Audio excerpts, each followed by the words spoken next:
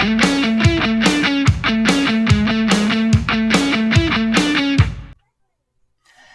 and welcome to Blockchain Gaming World Daily with me, John Jordan. So the news we're discussing today is about Forte. Forte's announced some new partnerships. Why is that interesting? So Forte kind of broke onto the kind of scene pretty big last year. It's actually GDC 2019. And it was a new company. It's been set up by some pretty experienced games people, most notably Kevin Cho, who was the CEO of Kabam, which did some pretty massive mobile games. Eventually, bits of it got sold out to Foxnet and Netmarble and people like that. So it also did a big tie-up with Ripple, the kind of payments cryptocurrency, and it was a bit of a complicated kind of combinations these things tend to be. So Forte seems to be doing some sort of blockchain platform, but has not been very open about exactly, or not open. It's not revealed a lot of details about what it's doing. And Ripple gave it a bunch of money, and there was like a link up between Ripple's kind of accelerator kind of program and Forte. But because Forte had this very high-profile CEO, there's a lot of kind of interest in what it was doing, but really things have gone fairly quiet. There's not really been any kind of much formal notice about what they're doing. So it's kind of interesting to now get a bit more kind of idea about kind of the partnerships they're making, and it's interesting to see the companies they're making those with. So we'll run through that. So who are these companies? This is just the Forte webpage I'm looking at. So there's 5 game development partners. And what was interesting with Forte was what they were saying is they didn't really want to kind of fund new startups who wanted to make blockchain games. They wanted to work with existing companies who already had, traditional games, and see how they could use blockchain. Maybe that's new games, maybe it's retrofitting to old games. Who knows? So Hi-Rez Studios, fairly well known. So particularly, they did done the Paladins game and Smite, and actually quite a lot of other things. Actually, fairly big studio, like 450 people out of the States.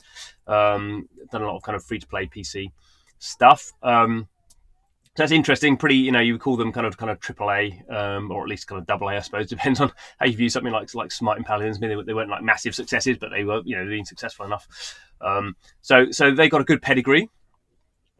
There'd be no mention of Hi-Rez doing anything in blockchain before, so that's interesting. So now next we have Netmarble. So this is kind of interesting. So Netmarble is a massive, again, mobile, free-to-play mobile developer publisher out of Korea. There's a combination of various big Korean games companies a couple of years ago. So it's pretty substantial. Has some very big properties. Particularly Lineage 2 Revolution is its biggest game. Lineage is obviously massive in South Korea. But this is not Netmarble Global. This is Netmarble EMA. So that's Europe, Middle East, and Africa. So it's a certain division within Netmarble. So quite what that means, I don't know. I don't know quite what Netmarble EMA actually develops, if it has any development tools or if it's just like a kind of publishing arm. But I mean, generally the Korean companies are quite focused on blockchain. Crypto's been fairly big in South Korea for a long time. It could be that Netmarble in Korea already has some deals. There's things like kind of Kakao has its own Clayton blockchain, and there's been quite a lot of deal making going on over there. So it may just be that Netmarble kind of Europe is dealing with Forte being a US company. We don't know. Magmic. Not so well known probably to most people. Pretty well known in the mobile space. I mean, they do a lot of kind of card games.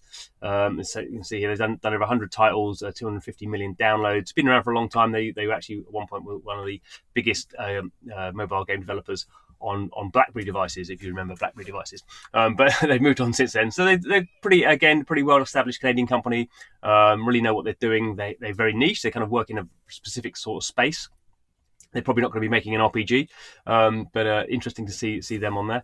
nWay, I guess a bit more of a startup, although they've been going for quite a long time now. So nWay kind of came to prominence with the Ouya, if anyone remembers the Ouya little kind of console, the Kickstarted console. Again, getting on for 10 years maybe. They had a game called Crone Away, and since then they've done a very successful mobile game with the Power Ninja brand. And then Deca, who no one will have heard of, I don't think. They are out of Germany, out of Berlin. And again, they are some pretty experienced people who have come together, focus on mobile games. And what they do is they've got some funding together, and then they go out and they buy free-to-play mobile games that have been going for a long time and are kind of coming to the end of their life, you could say. So they're very focused on live operations. So they take these kind of games that have been going, probably peaked in terms of audience, but they can still be very profitable if you run them correctly. So they bought a few games off Japanese game company Gree. They bought some stuff off Kabam. The CEO used to work for Kabam.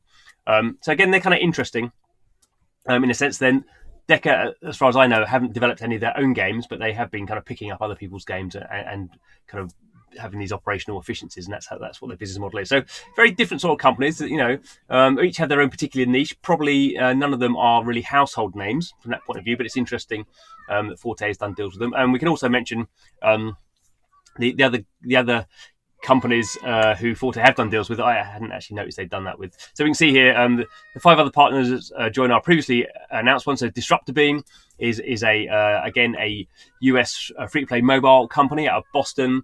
Not a massive company, but pretty experienced. Their most famous game was Star Trek Timelines, so a kind of mobile RPG based around the Star Trek series. Actually, they've just sold that off to another company. They're kind of regrouping a little bit. They're kind of focusing now not so much on game making, but on game development tools and platforms. They're pretty experienced. Other Ocean and also kind of Congregate as well. So Congregate kind of best known as the kind of PC kind of indie PC platform. Also does its own development. So an interesting selection of games. An interesting selection of games companies. And